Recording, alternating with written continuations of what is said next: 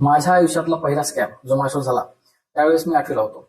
नेमकंच 8वीला गेलो होतो आणि संस्कृत किंवा हिंदी यापैकी एक ऑप्शन निवडायचं होतं. तर त्यावेळी पूर्ण वर्गाने संस्कृतसाठी हातोरी केला, पण मी एकटा अडून राहिलो. मी म्हणलं नाही, मला हिंदीच पाहिजे. तर त्यावेळेस संस्कृतच्या मॅडमने मला समजून सांगितलं, म्हणले बेटा आपल्याकडे हिंदीसाठी कोणी मास्तर नाहीये सध्या, तर तुझ्या एकट्यासाठी कुठून मास्तर आणायचा. तर तू एक काम कर, काही दिवस संस्कृत घेऊन बघ. जर तुला जमलंच नाही शेवट तर त्यावेळेस बघू काय करायचं. म्हणलं ठीक आहे, बघू घेऊन. मग मी संस्कृत घेतलं. काही दिवसांनंतर आमची पहिली युनिट टेस्ट झाली.